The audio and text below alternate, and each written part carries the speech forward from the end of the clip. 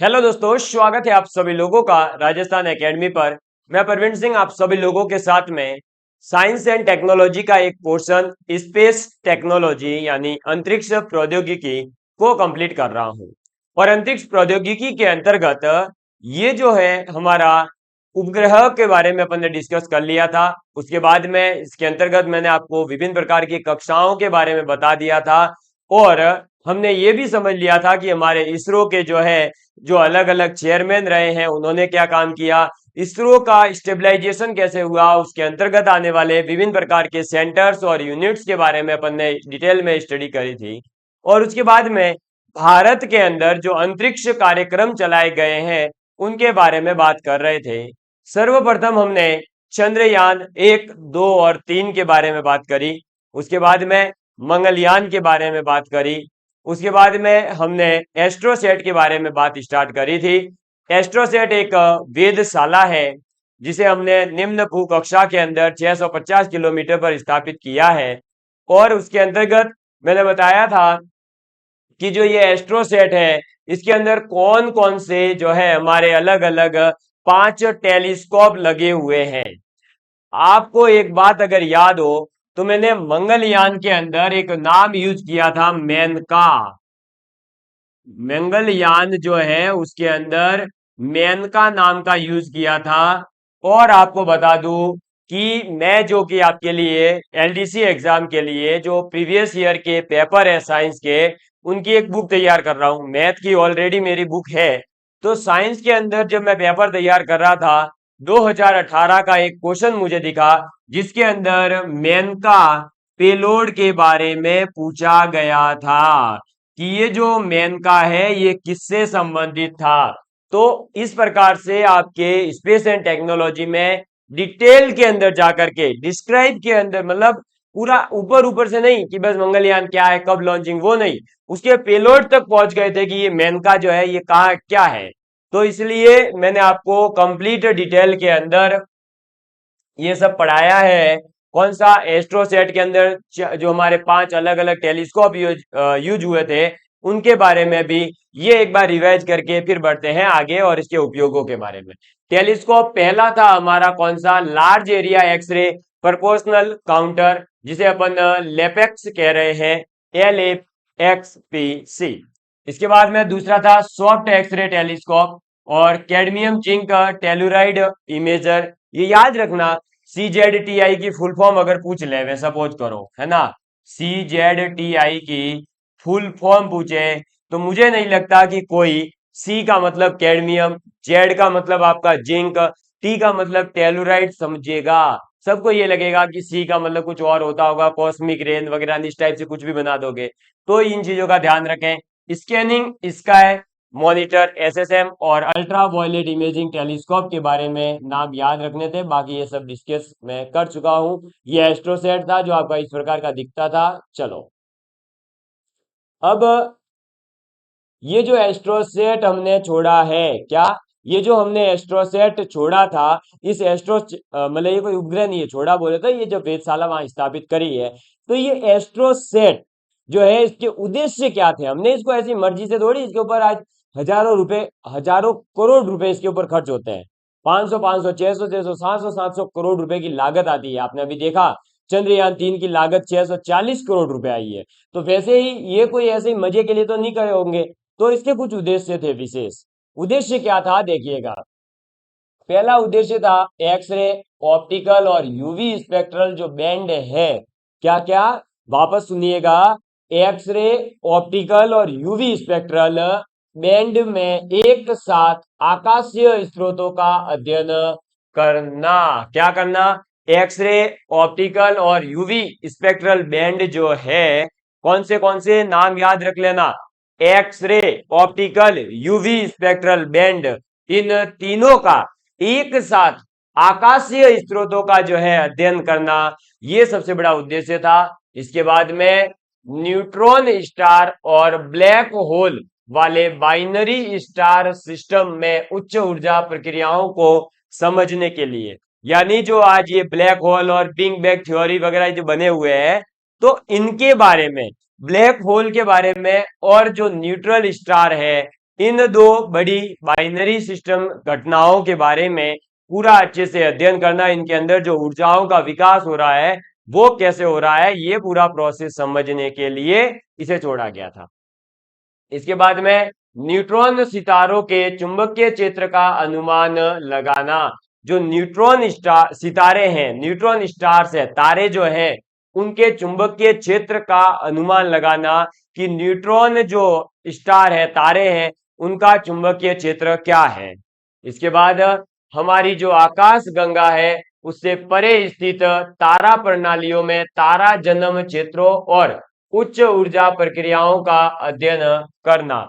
यानी जो हमारी आकाश गंगा है, गैलेक्सी है, उसके अंदर मिल्की वे मतलब वगैरह, उनसे परे, उनसे भी आगे जो तारा प्रणालियां हैं, जो स्टार सिस्टम्स है, उसके बारे में समझना। इसके बाद आकाश में नए जो संक्षिप्त चमकीले एक्सरे स्रोतों का पता लगाना। यानी आकाश के अंदर जो नए संक्षिप्त एक्सरे चमकीले हैं, जो सोर्सेस है उनके उनके बारे में पता लगाना।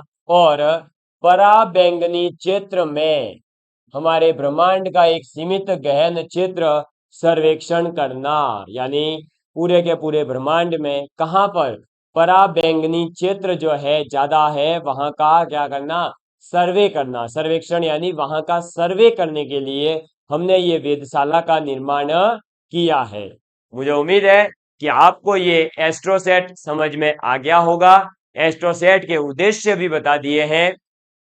आपको बता दूं, अगर आपका कोई मित्र आरएएस मेंस की तैयारी कर रहा है, किसकी, आरएएस मेंस की, तब भी उस विद्यार्थी के लिए ये स्पेस टेक्नोलॉजी की क्लासेस इंपॉर्टेंट है, क्योंकि इसके अंदर काफी डिटेल के अंदर पूरा पढ़ाया जा रहा है और ये आरएएस मेंस में ही पूछे जाते हैं। इस टाइप के क्वेश्चन जो है, उद्देश्य वगैरह, तो आप उसे भी शेयर कर सकते हो।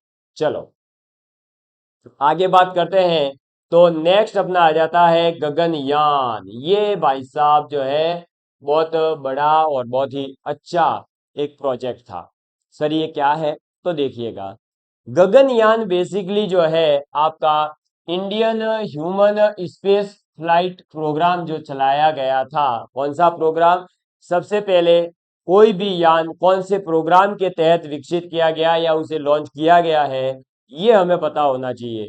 तो गगनयान का कौन से प्रोग्राम से लिंक है, तो Indian human space flight program. कौन सा, Indian human space flight programme जो है, उस प्रोग्राम के तहत विकसित Indian crewed orbital space craft है। ये क्या है, एक तरह का स्पेस क्राफ्ट है, जो कि आपका Indian crewed orbital space craft है।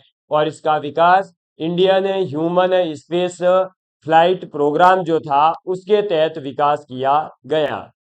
ठीक है, चलो इसरो का जो है मानव मिशन है, ये बेसिकली क्या है, इसरो का मानव मिशन है। इसरो का ऐसा टारगेट है, ऐसा लक्ष्य है कि हम इस पृथ्वी से भी 3-4 मानव को हम कहां पर भेज सकें, तो हमारे जो अलग अलग ग्रह हैं वहां पर भेज सकें, अंतरिक्ष में भेज सकें, और वो लोग वहां पर जाकर के वहां का सर्वे वगैरह 5-7 दिन रह करके कर कर आए, ऐसा पॉसिबल करना है। तो उसी के लिए ये गगनयान का जो है निर्माण किया गया है।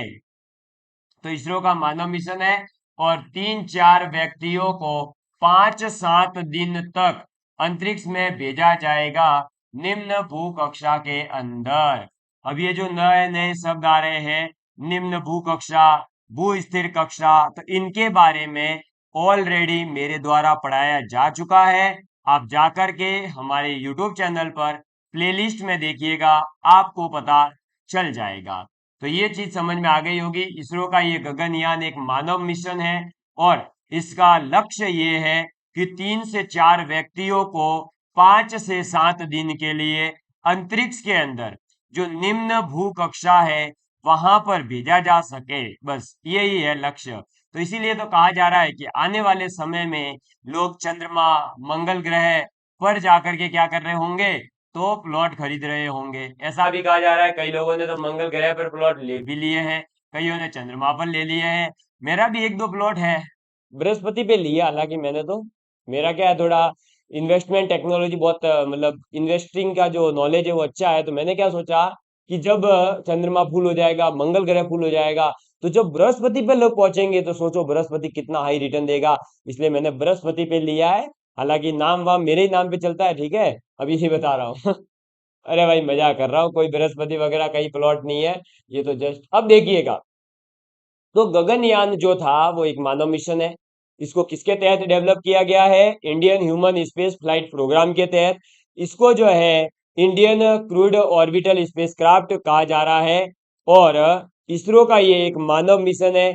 मानव मिशन कैसे? तो 3 से 4 व्यक्तियों को 5 से 7 दिन के लिए इसरो का टारगेट है कि अंतरिक्ष में भेजना पॉसिबल हो। ठीक है, मतलब ऐसा नहीं आजकल के लिए नहीं, जाके वहां रह सके और वापस आए फिर दूसरे किसी को भी भेज सके, सामान्य व्यक्ति को वहां भेज सके, ये है लक्ष्य। ठीक है, इसके बाद जो गगनयान है इसका प्रक्षेपण यान क्या था, यानी लॉन्चिंग व्हीकल कौन सा था? तो इसका लॉन्चिंग व्हीकल क्या था मेरे भाई, जल्दी बोल। GSLV Mk3। कौन सा था प्रक्षेपण यान? GSLV Mk3 जो है वो आपके प्रक्षेपण यान था गगनयान का। अब जैसा कि अभी देखो बात हुई थी बजट की, कि भाई हम ऐसे ही तो एस्ट्रोसेट वगैरह शौक से तो छोड़ते नहीं है। तो अब देखो गगनयान का जो बजट है ना वो 1,000 करोड़ रुपए है। कितना? सॉरी, 10,000 करोड़। गगनयान का बजट 10,000 करोड़ रुपए है। कितना ज्यादा है सोच लो, एक इसरो के केवल मानव मिशन के लिए। तो सोचो अगर इतना पैसा लगा करके सरकार वहां भेज रही है तो कहीं ना कहीं तो हमें फायदा होता होगा उससे, है? तो इसके लिए 10,000 करोड़ रुपए खर्च हो रहे हैं और अभी लॉन्च इसको करना है, लॉन्च नहीं किया गया है। ठीक है, चलो बात करते हैं आगे। तो ये रहा हमारा गगनयान। ये देखो ये इस टाइप का कुछ दिखेगा ये गगनयान बेसिकली। ठीक है, इस टाइप का ये जो है, ये देख लो, मैं बड़ा कर देता हूँ या फिर ऐसा करता हूँ मैं, हमारे कैमरे की सुविधा के अनुसार।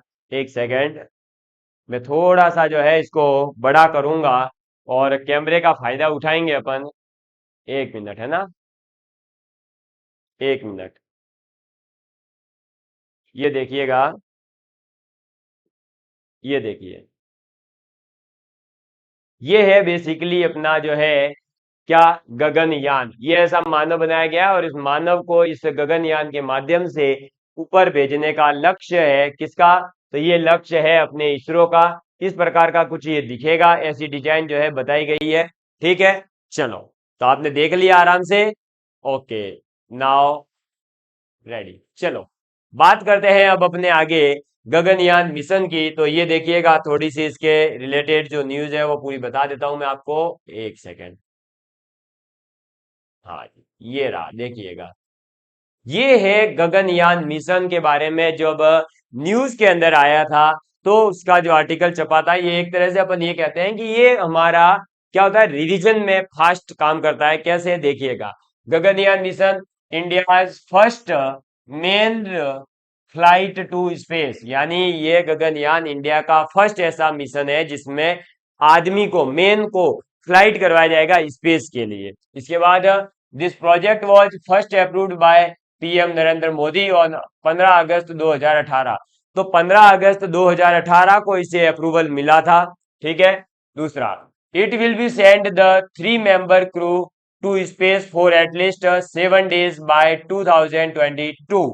तो उस समय ये कहा गया था कि हमारे इसरो के वैज्ञानिक 3 आदमियों को, कितने, 3 व्यक्तियों को स्पेस के अंदर कम से कम 7 दिन के लिए 2022 तक भेज पाएंगे, लेकिन अभी तक नहीं हुआ है ये तैयार। ISRO hopes to deploy its biggest rocket and GSLV Mk3 for this project. तो इसके लिए जो लॉन्च व्हीकल है वो GSLV Mk3 हम यूज करेंगे, ऐसा कहा गया था इसरो के द्वारा। फिर देखिए, अब it would be one of the cheapest manned space flight in the world within the estimated cost of the not more than 10,000। तो ये तो वैसे भी इंडिया जो है बहुत हर चीज को बहुत ही कम पैसों के अंदर कर रहा है, चाहे वो चंद्रयान 3 हो, चाहे मंगलयान हो, चाहे फिर ये गगनयान हो।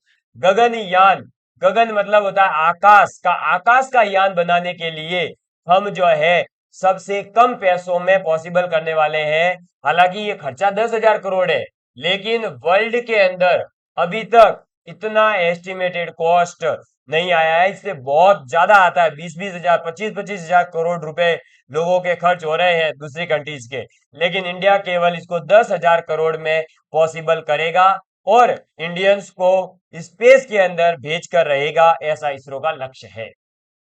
Indian India plans to call its astronauts vyomanauts and vyom in Sanskrit means space. तो इंडिया के जो इसरो है, मतलब इसरो जो है इंडिया का, उस इसरो के साइंटिस्ट का टारगेट है कि हम इसके अंदर जो व्यक्ति जाएंगे, जो एस्ट्रोनट्स जाएंगे, हम उनको एस्ट्रोनट्स या फिर कोई अलग से नाम न दे करके हम उनका नाम देंगे व्योमनट्स। क्या नाम देंगे? व्योम नॉट्स। क्या नाम देंगे? व्योम नॉट्स इनका नाम दिया जाएगा, ऐसा हमारे इसरो के वैज्ञानिकों का कहना है। सर ये व्योम नॉट्स क्यों कहना चाहते हैं? तो जैसे एस्ट्रोनॉट्स होते हैं वैसे ही व्योम नॉट्स। अब जो हमारा ये व्योम है, एक सेकेंड मैं पेन चेंज करता हूं। ये जो व्योम है, इस व्योम का संस्कृत में मीनिंग, सॉरी, संस्कृत में स्पेस का मीनिंग व्योम होता है। जो स्पेस है, जो आकाश है, उसे संस्कृत के अंदर व्योम कहा जाता है। इसलिए इसरो के वैज्ञानिकों का यह कहना है कि गगनयान के द्वारा जो भी व्यक्ति या जो एस्ट्रोनॉट्स हमारे कहां पर भेजे जाएंगे, अंतरिक्ष के अंदर भेजे जाएंगे, उन्हें हम एस्ट्रोनॉट्स या साइंटिस्ट वगैरह न कह करके व्योम नॉट्स कहेंगे, क्योंकि व्योम जो है एक संस्कृत शब्द है और स्पेस को संस्कृत में हम व्योम कहते हैं। इसी प्रकार का करंट में एक मुद्दा और चल रहा है, आपको पता होगा, केरलम। केरल को केरलम करने का जो है प्रस्ताव लोकसभा के अंदर आ चुका है। केरल राज्य जो है उसे पहले केरलम कहा जाता था संस्कृत में, इसलिए अब उनका टारगेट है कि पुनः केरल को केरलम कहा जाए। जैसे हमारे संस्कृत में स्पेस को व्योम नट्स कहने की एक इच्छा है हमारे इसरो के वैज्ञानिकों की। इसके बाद में India will become fourth country after Russia, US, China to send humans to space.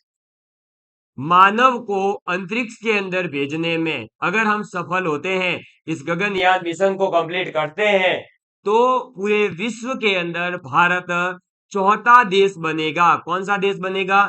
चौथा देश बनेगा जो ह्यूमन को स्पेस के अंदर भेजने में सक्सेसफुली या सक्सेस प्राप्त करेगा।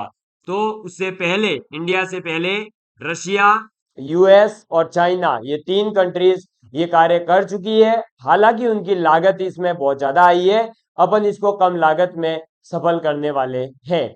इसके बाद में एक और लाइन है इधर कि the space agency hopes to launch the first mission within 40 months from the date of approval, यानी 15 अगस्त 2018 से हम 40 महीनों के अंदर अंदर इसको भेज पाएंगे, लेकिन अभी तक इसे नहीं भेजा है। ठीक है, चलो अब बात करते हैं आगे गगनयान मिशन की। तो ये गगनयान मिशन कुछ इस प्रकार से छोटे छोटे भागों से मिलकर बना होगा। मैं आपके सामने इसके भाग को बड़ा करने की कोशिश करता हूं और आपको अच्छे से दिखाता हूं। दिख रहा है अच्छे से? ये देखिए, तो ये गगनयान मिशन के अंदर ये ऊपर वाला भाग रहेगा, ये नीचे का भाग रहेगा, और इसके इस प्रकार से ज्वाइंट किया जाएगा पूरा। और ज्वाइंट करने के बाद में ये क्रू मॉड्यूल होगा। ये जो ऊपर वाला भाग है ना, ये जो ये दिख रहा है आपको, इसके अंदर हमारे एस्ट्रोनट्स या जिसे अपन व्योम नट्स कह रहे हैं, उन्हें रखने का लक्ष्य है, यानी इसमें वो बैठे होंगे और वो ऊपर जाएंगे। और ये जो नीचे वाला भाग आपको दिखाई दे रहा है, ये हमारा सर्विस मॉड्यूल होगा, यानी कि ये क्या करेगा, हमारे इस गगनयान को ऊपर ले जाने में सफलता प्राप्त करेगा, यानी इसे ऊपर ले जाएगा और कुछ नहीं। और ऊपर वाले भाग में वो बैठेंगे और ये इस प्रकार सा जो है ह्यूमन रेटेड लॉन्च व्हीकल बनेगा। GSLV Mk3 का डेराइव्ड वर्जन होगा। बस इसमें ये होगा कि देखिए आगे का जो इसमें भाग होगा वो और ज्यादा पतला होगा, बहुत ही ज्यादा रॉकेट जैसा एकदम दिखेगा ये, एकदम पतला सा इसे जो है रखा जाएगा। तो मुझे उम्मीद है कि आपको ये डायग्राम अच्छे से दिखा होगा और आप इसे समझ गए होंगे। ठीक है, क्लियर है एकदम। और ये ऑर्बिटल मॉड्यूल क्या है तो बता ही दिया है, 3 एस्ट्रोनॉट्स को भेजा जाना है 7 दिन के लिए स्पेस के अंदर। ठीक है, चलो, वेरी गुड। तो आपको ये दिख गया होगा और अच्छे से समझ लिया होगा। बात करते हैं आगे नेक्स्ट हमारे। तो अब ये वैसे आपका जो है इस प्रकार से पूरा इसका लॉन्चिंग होने वाला है। ठीक है, बाकी क्या कोविड की वजह से ये लॉन्च नहीं हो पाया था, पर इस प्रकार से ये पूरा इसमें लॉन्चिंग होगा। इसको अपन बाद में भी समझ सकते हैं। ऐसे उड़ाया जाएगा, उड़ाने के बाद 16 मिनट के बाद में ये अर्थ ऑर्बिट पर पहुंचेगा, फिर वहां से ये 5 से 7 दिन तक और वहीं पर रहेगा। फिर इसका जो सर्विस वाला भाग और जो व्योमनट्स है वो पूरा घूमते घूमते घूमते घूमते फिर जो है वापस से ये पहुंचेगा और ये सब होने वाला है। हालांकि ये अभी कल्पना है, तो इसके बारे में आगे बात करेंगे अपन। अब देखिए, हम बात करते हैं हमारे गगनयान में प्रयुक्त हुई जो प्रमुख तकनीकें हैं उनके बारे में। उससे पहले मैं इसे थोड़ा सा बड़ा करता हूं।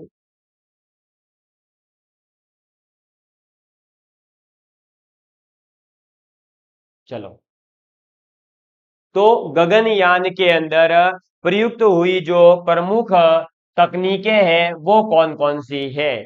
तो सबसे पहली तकनीक है इसके अंदर crew module atmospheric re entry experiment.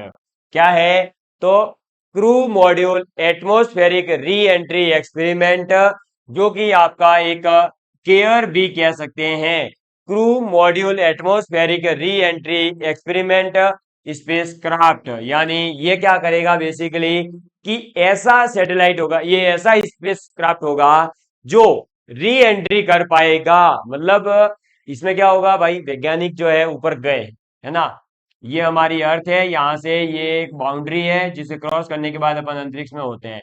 यहाँ पर हमारे वैज्ञानिक पहुंच गए, मान लो ये मैं चला गया, इसरो वालों ने जो है मुझे सेलेक्ट कर लिया। बोले आप तो भाई साहब साइंस ऐसी पढ़ाते हो, आपको तो जाना ही पड़ेगा। बोले तो चलो भाई, मैंने कहा ठीक है, मैं आपकी बात मानता हूँ, मुझे भेज दो, है ना। मैं देश के लिए वहीं पे रह गया ना, तो कोई बात नहीं, वहां तिरंगा लेके घूमता रहूंगा, 15 अगस्त और 26 जनवरी वही मनाऊंगा मैं। तो अब क्या हुआ कि ये जब साइंटिस्ट हमारे स्पेस के अंदर पहुंचे, अब इन्हें वापस नहीं लाना क्या है। मेरे जैसा समझदार जिम्मेदार भारत देश का एक नागरिक, उसे वापस नहीं लाना है क्या। इसरो के वैज्ञानिकों का ये फर्ज बनता है कि मुझे वापस लाया जाए, ससम्मान मुझे वापस लाया जाए। उसके लिए क्या करना होगा, इनको इस रॉकेट को री एंट्री करवानी होगी। तो भाई उस तकनीक को क्या कह रहे हैं, crew module experiment, re entry experiment. तो ये री एंट्री तो करवानी पड़ेगी ना, मुझे लाना तो पड़ेगा ना घर, है। तुमको पढ़ाएगा कौन, मैं ही तो पढ़ाऊंगा। तो मेरे को इसरो ने क्या करा, सेलेक्ट करा, भेज दिया, लेकिन वापस लाने के लिए जो तकनीक यूज करी वो तकनीक है crew module atmospheric re entry experiment spacecraft. इसके बाद है नेक्स्ट क्रू एस्केप सिस्टम। और ये क्रू स्केप सिस्टम है जो उसी का सिस्टम है, अपने कोई मतलब नहीं है। Environment control and life support system. तो ये क्या है सर, जैसे देखो सर्दी लगती है तो आप घर में हीटर लगा देते हो, गर्मी लगती है तो आप घर में एसी लगा देते हो, पानी गर्म करना है तो आप हीटर का यूज करते हो। वैसे ही जब मानव को स्पेस के अंदर भेजा जाएगा तो वहां का एनवायरमेंट तो अलग होगा, और मानव के अकॉर्डिंग वहां का एनवायरमेंट क्रिएट हो सके, वहां का एनवायरमेंट मानव के स्वास्थ्य पर ज्यादा इफेक्ट नहीं डाले, उसे कंट्रोल करने के लिए जो सिस्टम यूज किया गया है, जो तकनीक यूज गई है, वो है environment control and life support.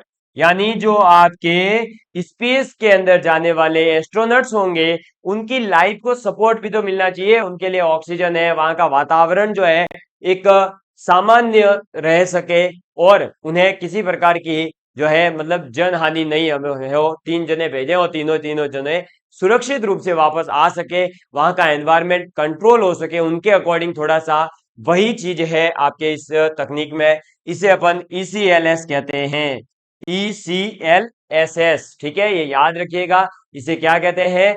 ECLSS कहते हैं, environment control and life support system. I think आप सभी लोगों को ये जो है गगनयान के बारे में अच्छे से जानकारी मिल चुकी होगी, और गगनयान आपको समझ में भी आ गया होगा, कौन सी तकनीकें यूज करी है ये भी समझ आ गया होगा। बढ़ते हैं गगनयान के बाद में आगे। तो गगनयान के बाद में आ जाता है हमारा आदित्य L1 मिशन, और ऐसा कहा जा रहा है कि चंद्रयान 3 की सफलता के बाद अब शायद आदित्य L1 मिशन को ही जो है लॉन्च किया जाएगा। ठीक है, तो आदित्य L1 मिशन क्या है इसके बारे में हमें पहले ही जानकारी होगी, तो हमें बाद में जब इसे लॉन्च किया जाएगा तो हमें बेनिफिट होगा। तो आदित्य L1 मिशन क्या? Aditya L1 mission, Aditya L1 mission जो है वो इसरो के द्वारा सूर्य के अध्ययन के लिए एक मिशन है। क्या? सूर्य की स्टडी के लिए। देखो, सभी लोग भरे पड़े हैं मंगल ग्रह के पीछे, बंद बंद शुक्र ग्रह के पीछे, कोई चंद्रमा के पीछे, हम भारत वाले किसके पीछे पड़ गए? सीधा सूर्य के पीछे। क्यों? क्योंकि हमारे यहाँ तो हनुमान जी हुए जिन्होंने पूरा सूर्य खा लिया था, वो तो बच ही गया, सूर्य बाहर निकाल दिया वरना खा जाते। तो वही अब जो है हमारे इसरो वालों ने ठान लिया, बोले अब जो है हम इस सूर्य के बारे में पूरी जानकारी लेकर रहेंगे, इसीलिए सूर्य के बारे में अध्ययन करने के लिए हम एक मिशन को लॉन्च करेंगे, और उस मिशन का नाम होगा आदित्य L1। क्योंकि आदित्य सूर्य का ही एक पर्यायवाची शब्द है, जिस प्रकार से आकाश का पर्यायवाची शब्द गगन है, तो इसीलिए हमने नाम दे दिया गगनयान। तो सूर्य का पर्यायवाची आदित्य, तो हमने नाम दे दिया आदित्य L1 मिशन, सूर्य की स्टडी के लिए। अब PSLV एक्सेल प्रक्षेपण यान जो है उसकी सहायता से प्रभा मंडल कक्षा में जो है लैग्रेगियन पॉइंट 1 पर प्रक्षेपित किया जाएगा। तो जो सूर्य है उस सूर्य पर अलग अलग हमारे पॉइंट है, जिसमें एक पॉइंट है अपना लैग्रेगियन पॉइंट 1, जो कि आपके प्रभा मंडल कक्षा में है। तो प्रभा मंडल कक्षा के लैग्रेगियन पॉइंट जो है वहां पर इस आदित्य L1 मिशन को छोड़ने की या पहुंचाने की हमें उम्मीद है, और किसकी सहायता से? PSLV XL की सहायता से हम इसे वहां पर पहुंचाना चाहते हैं। हमारे इस आदित्य L1 मिशन के कुछ प्रमुख उद्देश्य हैं, कुछ टारगेट हैं, वो क्या है? तो सबसे पहला उद्देश्य है सूर्य के क्रोमोस्फीयर, फोटोस्फीयर, कोरोना यानी कि प्रभा मंडल। जो ये आपने देखा होगा कि कई लोग कोरोना के टाइम पर इसकी जो है एक पुस्तक में से फोटो ले लेके डाल रहे थे कि ये कोरोना तो सूर्य में भी पाया जाता है, तो उस कोरोना का मतलब ही प्रभा मंडल है। ये बेसिकली सूर्य की एक लेयर है। आपने सूर्य के बारे में ज्योग्राफी में अगर पढ़ रखा होगा तो आपको पता होगा, अदरवाइज जब मैं आगे आपको पढ़ाऊंगा सूर्य मंडल के बारे में तो आपको पूरी चीजें ये बता दूंगा। तो प्रभा मंडल का अध्ययन करना ही हमारा पहला उद्देश्य है। ठीक है, इसके बाद सूर्य से उत्सर्जित होने वाले जो कण हैं, यानी वो पार्टिकल्स जो सूर्य से उत्सर्जित होते हैं, सूर्य जिन्हें एग्जिट करता है, उन कणों के बारे में, उन पार्टिकल्स के बारे में हमें अध्ययन करना है। इसके बाद तीसरा पॉइंट आ जाता है चुंबकीय क्षेत्रों में जो परिवर्तन हो रहा है लगातार, या परिवर्तन होता है, उस परिवर्तन का अध्ययन हमें करना है। तो आदित्य L1 मिशन इसरो के द्वारा सूर्य के अध्ययन के लिए लॉन्च किया जाने वाला एक मिशन है। PSLV XL जो है, उस PSLV XL प्रक्षेपण यान की सहायता से हम इसे सूर्य के प्रभा मंडल कक्षा में जो लैग्रेगियन पॉइंट 1 है उस पर इसे प्रक्षेपित करना चाहते हैं। ठीक है, कहाँ पहुंचेगा वो तो अभी लॉन्च होगा तब पता चलेगा। हमारा उद्देश्य ये है। ठीक, इसके बाद में हमारे इस टारगेट, इस मिशन को लेकर उद्देश्य क्या है, तो सूर्य के जो क्रोमोस्फीयर, फोटोस्फीयर और प्रभामंडल यानी कोरोना का अध्ययन करना, सूर्य से उत्सर्जित कणों का अध्ययन करना, चुंबकीय क्षेत्रों में जो परिवर्तन होता है उसका अध्ययन करना हमारा उद्देश्य है। ठीक, चलिए इसके बाद में आगे बात करें तो ये देखिए हमारे पास में जो है पूरे डायग्राम भी आएंगे। कोरोना क्या है, लेग्रेगियन पॉइंट क्या है, सब चीजें आपके सामने आगे यहाँ पर आने वाली है। ठीक, सबसे पहले मैं जो है इसको आपके सामने थोड़ा सा बड़ा कर देता हूं तो ये अच्छे से दिखेगा। सूर्य जो है वो ऑटोमेटिक वो सही हो जाएगा ना, ब्लर हो रहा है थोड़ा मुझे पता है, वो ऑटो बिल्ड है, ऑटोमेटिक सही हो जाएगा। आप इस डायग्राम को देखेंगे तो इसके अंदर सूर्य की जो है कुछ अलग अलग आपको क्या दिखाई दे रही होगी, तो अलग अलग जोन्स और लेयर्स दिखाई दे रही होगी। तो अभी जैसा कि नाम आया था कि आपके क्रोमोस्फीयर, तो देखिए ये है पूरा सूर्य। ठीक, इस सूर्य का ये वाला भाग जो अंदर है, मैं इसको ब्लैक पेन से थोड़ा दिखाने का प्रयास करूंगा।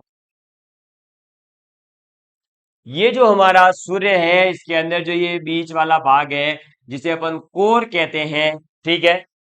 और जो ये सूर्य की बाहर वाली ये जो लेयर है जो हमें दिखाई देता है चमकीला चमकीला, वो लेयर को हम कह रहे हैं कोरोना यानी प्रभा मंडल।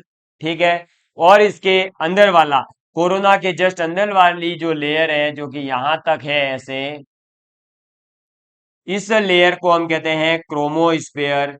और क्रोमोस्फेयर के भी जो अंदर वाली लेयर है जिसे हम फोटोस्फेयर कहते हैं, और फोटोस्फेयर के भी अंदर वाली लेयर जो है इसे अपन कन्वेक्शन जोन कहते हैं। और कन्वेक्शन जोन से भी आगे अगर आओगे तो ये जो पूरा देखो केसरिया केसरिया दिखाई दे रहा होगा, इसे अपन रेडिएक्टिव जोन कहते हैं। समझ में आ गई बात। तो ये जो आपके सामने मैंने डायग्राम रखा है ये सूर्य का डायग्राम है, सूर्य की आंतरिक संरचना के बारे में ये बता रहा है। तो आपको मैंने दिखाया सेंट्रल पार्ट को अपन कोर कहते हैं, और सबसे बाहर वाली जो लेयर है उसे अपन कोरोना कहते हैं, प्रभामंडल। और कोरोना के जस्ट अंदर वाली लेयर को हम क्या कह रहे हैं, क्रोमोस्फेयर कह रहे हैं। क्रोमोस्फेयर के भी अंदर आपको जो है देखो ये पीडीएफ के अंदर थोड़ा सा सही दिखाई देगा, यहाँ पर जो है ये पूरा चमकीला ही दिख रहा है। पर मैं आपको बता दूं कि ये जो भाग है ना ये वाला जहां पर ये मैं वाइट वाइट कर रहा हूं,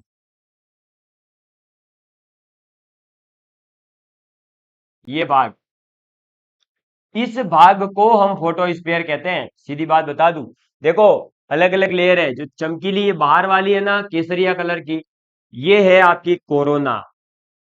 कोरोना के अंदर और इस व्हाइट वाली के बीच में क्रोमोस्फीयर। और जो ये व्हाइट वाली है हल्की हल्की सी, वो है फोटोस्फीयर।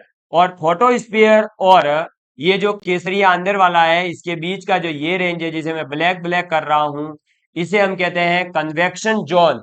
और इस कन्वेक्शन जोन के अंदर ये वाला जो भाग है ये पूरा देखो रेड से, ये रेड है, ठीक, गोले के अंदर वाला। तो ये वाला जो भाग है जिसे मैं थोड़ा सा आपके सामने ब्लू करने का प्रयास करूंगा, ये वाला जो भाग है इसे हम क्या कहते हैं, हमारा रेडिएक्टिव जोन कहते हैं। यानी यहाँ पर रेडिएशन का खतरा है या रेडियो एक्टिविटी ज्यादा है।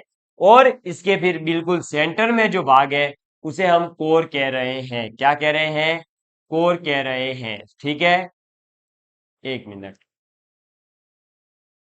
तो मुझे उम्मीद है कि आपको अब ये चीजें पूरी की पूरी सूर्य की जो आंतरिक संरचना है इसके बारे में समझ में आ गई होगी चीजें। और मुझे उम्मीद है किसी प्रकार का कोई डाउट नहीं होगा।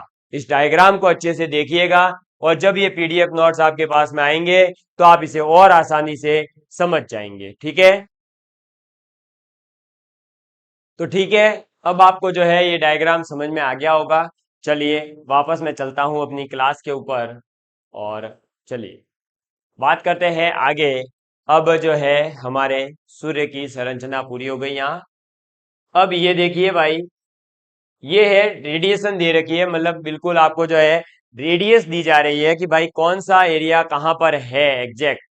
तो ये मैं आपके सामने रख देता हूं, थोड़ा सा अच्छे से देखिएगा। ये देखिए, यहाँ पर मैं जो है डीप में इसलिए पढ़ा रहा हूँ क्योंकि कई चीजें ऐसी डीप में पूछी जाती है, फिर हमारे से क्वेश्चन नहीं होता तो हम रोते हैं। रोना नहीं है, पढ़ाई करनी है। देखो, सन की रेडियस कितनी है आपको पता होगा, 6,98,450 किलोमीटर, यानी लगभग हम ये कह सकते हैं 7 लाख किलोमीटर है। ठीक है। इसके बाद में बाहर वाली लेयर को कोरोना कहते हैं। सूर्य हमें ऐसा दिखता है ना, थोड़ा धुंधला धुंधला, मतलब एकदम से प्रकाश बाहर आता हुआ, तो ये ऐसा डायग्राम है। ये कोरोना हो गया। क्रोमोस्फीयर जो है वो 2500 किलोमीटर तक है। उसके बाद में फोटोस्फीयर है जो कि 450 किलोमीटर की है। कन्वेक्शन जो लेयर थी अपने, वो 1,05,000 किलोमीटर है। और जो रेडिएक्टिव लेयर थी वो 4,20,000 किलोमीटर है। और जो कोर है वो 1,70,000 किलोमीटर का एरिया, मतलब पूरा जो है रेडियस कवर करते हैं। तो इतना बड़ा ये आपका सूर्य है, और इसकी पूरी आंतरिक संरचना कैसी दिखती है वो भी मैंने आपके सामने रख दी है। ठीक है। अब मुझे उम्मीद है कि आपको ये चीजें समझ में आ गई होगी। चलो, तो आगे बढ़ते हैं। अब हम और हमारे बात करते हैं आगे की तरफ। ये इसका टेम्परेचर वाइज भी डिवीजन किया गया है, क्योंकि टेम्परेचर भी जो है कई बार एग्जाम में काम आ जाता है। ठीक है। कई बार पूछा गया है कहाँ का टेम्परेचर कितना है। तो सूर्य के जो अलग अलग भाग है, कहाँ का कितना टेम्परेचर है वो देख लीजिएगा। जो कोर है वो तो आपको पता ही है, उसका कोई आपको नहीं ध्यान रखना, कोर का टेम्परेचर तो बहुत ज्यादा हाई है। ये रेडिएटिव जोन है पता है, कंजम्पशन जोन पता है। तो देखो, कोरोना का टेम्परेचर है लगभग इकाई, दाई, सैकड़ा, हजार, 10,000, लाख, 10 लाख डिग्री सेंटीग्रेड। समझ में आ गई बात। सूर्य का टेम्परेचर कोर वाले भाग का कितना है पता है? 10 लाख डिग्री सेल्सियस। क्रोमोस्फेयर का कितना है? तो 4,000 से लेकर 10,000। फोटोस्फेयर का कितना है? तो 6,000 डिग्री सेल्सियस। तो मतलब अब इतना ज्यादा टेम्परेचर है सूर्य का, इसीलिए यहां तक जो है प्रकाश पहुंचता भी है। ठीक है ना। चलो, नाउ आगे बात करते हैं। अब हम हमारे, तो ये था हमारा आदित्य L1 मिशन। और ये आदित्य L1 कुछ ऐसा इस प्रकार से दिखेगा। ठीक है। इसके बारे में वैसे ही लॉन्च होगा तो और पूरी डिटेल में बात करेंगे। अभी जो संभावनाएं हैं उनके बारे में जस्ट बात की गई है कि ये हमारा L1 होगा, जिसके अंदर मैग्नेटोमीटर भी लगा होगा, हेलियोस लगा होगा, सूट लगा होगा, वेल्क लगा होगा, स्विच लगा होगा, स्टेप 1 लगी हुई होगी, स्टेप्स लगे होंगे। पापा नाम से भी एक मशीन है, पापा मतलब है ना, इसमें पापा नाम से एक मशीन लगी होगी। ये रही वो पापा, ये देखिए ये। इसके बाद में ये पूरी की पूरी डायग्राम भाई इमेज के अकॉर्डिंग है नहीं, मतलब रियल है हो ऐसा जरूरी नहीं है। ये जस्ट आपके सामने मैंने शो करने का ट्राई किया है कि हाँ, जो आदित्य L1 है वो कुछ इस प्रकार का दिखाई देगा। ठीक। चलो, आदित्य L1 के बारे में ये रही पूरी कंप्लीट डिटेल, है ना। एक मिनट। ये है हमारा आदित्य L1 मिशन जो आपके सामने है।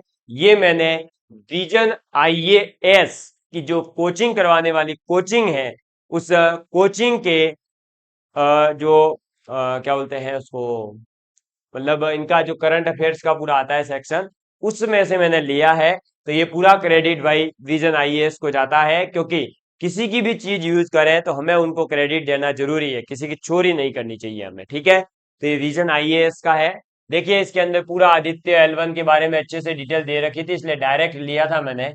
तो आदित्य L1 मिशन के भारतीय अंतरिक्ष अनुसंधान को solar ultraviolet imaging telescope सौंप दिया गया। ये अभी लेटेस्ट की बात थी कि आदित्य L1 जो मिशन है उसके लिए जो हमारा इसरो है, उस इसरो को हमने क्या सौंप दिया था? तो solar ultraviolet imaging telescope जो है, सूट, जिसका अभी नाम आया था SUIT, solar ultraviolet imaging telescope. ये जो है इसरो को अभी हाल ही में दिया गया था, इसलिए ये न्यूज में रहा था। तो उस टाइम पे फिर मैंने ये पिक आपके लिए संभाल के रखी थी। देखिएगा, सूट को जो है हमारे पुणे में स्थित है inter university centre for astronomy and astrophysics, IUCAA, IUCAA जो है उसने तैयार किया है। तो आदित्य L1 के अंदर लगने वाला सोलर अल्ट्रावायलेट इमेजिंग टेलीस्कोप किसने तैयार किया है? IUCAA, जो पुणे के अंदर स्थित है। ठीक, इस टेलीस्कोप को 6 अन्य पेलोड के साथ में एकीकृत किया जाएगा। ठीक है, सूट यानी कि SUIT आदित्य L1 के मुख्य पेलोड में से एक होगा। ठीक है, यह 2000 से 4000 एंगस्ट्रम की जो तरंग दैर्ध्य रेंज होती है वो सूर्य के मंडल की छवि प्रदान करेगा। यानी कि ये हमारा टेलीस्कोप क्या करने वाला है, तो जो सूर्य है उसके अंदर जो अलग अलग तरंग दैर्ध्य है, तो 2000 से 4000 एंगस्ट्रम वाली, और एक एंगस्ट्रम की वैल्यू आपको बता दूं 10⁻⁻10 मीटर होती है। तो इतनी छोटी जो तरंग दैर्ध्य होगी उनकी भी इमेज ये प्राप्त करेगा। संपूर्ण तरंग दैर्ध्य रेंज में सूर्य के पूरे मंडल की छवि कभी प्राप्त नहीं की जा सकती। ये भी एक बड़ी बात है कि पूरे के पूरे सूर्य की अगर हमें एक छवि चाहिए हो तो ऐसा कोई तरंग दैर्ध्य की रेंज है ही नहीं, या फोटो लेना पॉसिबल नहीं है अभी तक। तो इसमें अपेक्षाकृत जो है कम गर्म सतह के ऊपर उच्चतर तापमान वाले मॉड्यूल, ये ठीक है, ये तो कोई मतलब है नहीं अपने लिए। ठीक है, आदित्य L1 जो है इसे मैंने पहले ही बता दिया PSLV XL से प्रक्षेपित किया जाएगा, और यह जो है सूर्य और सौर प्रभा मंडल का पर्यवेक्षण करने वाला पहला भारतीय अंतरिक्ष मिशन होगा, बता ही दिया है। और इसे लैग्रांज या फिर जो लैग्रेरियन L1 पॉइंट था उसके आसपास हालो कक्षा में स्थापित किया जाएगा, और यह कक्षा पृथ्वी से 1.5 मिलियन 1.5 मिलियन किलोमीटर की दूरी पर है। तो जो अभी आपको बताया गया था कि प्रभामंडल कक्षा के अंदर लैग्रेरियन पॉइंट 1 पर स्थापित किया जाएगा, वो लैग्रेरियन पॉइंट 1 जो है वो पृथ्वी से 1.5 मिलियन किलोमीटर की डिस्टेंस पर है। ठीक है, चलो इसके बाद में ये जो है हमारे इसके अंदर लगने वाले कुछ पेलोड हैं जो तैयार हो चुके हैं, और ये SUIT जिसे अपन कह रहे हैं solar ultraviolet imaging telescope, वो भी एक पेलोड ही है जो आदित्य L1 के अंदर यूज होगा।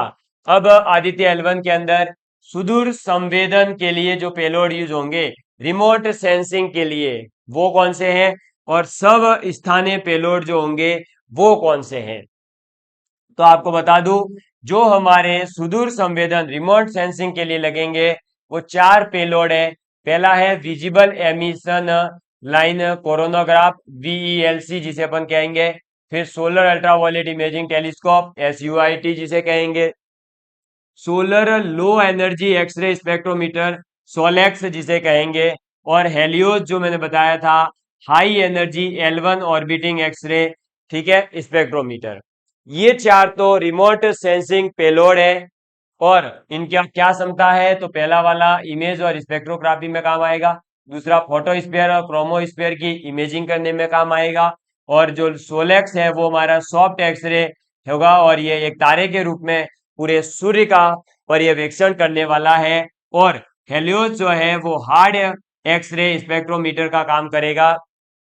हालांकि इतना ज्यादा डिटेल में अभी पढ़ने की जरूरत नहीं है, ठीक है, डरो मत।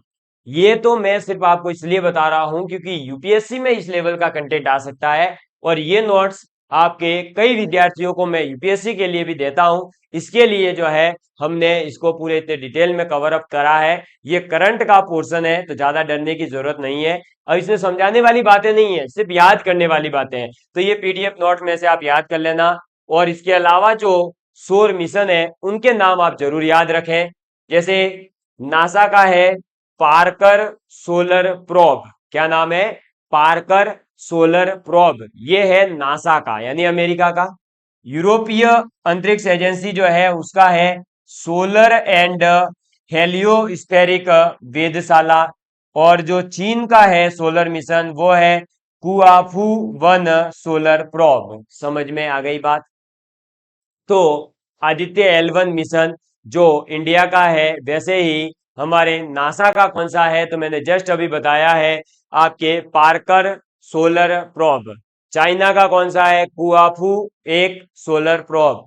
और यूरोप का है सोलर एंड हेलियोस्फेरिक आपका क्या? तो वेधशाला। ठीक है, ये कुछ हमारे भारतीय अंतरिक्ष कार्यक्रम थे जिसकी तुलना अपन ने विदेशों से भी करी, यानी जो अपने यहाँ चल रहा था उस समय उन्होंने किसको क्या लॉन्च किया था वो भी मैंने आपको बता दिया है। ये था आदित्य L1 मिशन। इसके बारे में बिल्कुल भी डरना नहीं है, ये नहीं सोचना है कि मुझे ये नाम याद नहीं हो रहा, ये नाम याद नहीं हो रहा।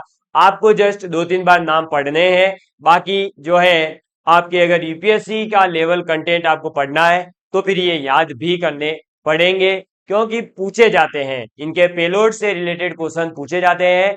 कौन सा पेलोड क्या काम करेगा, क्या क्षमता रखता है, क्या कैपेसिटी है, ये भी कई बार आया हुआ है। इसलिए हमें इन सभी को याद रखना जरूरी है।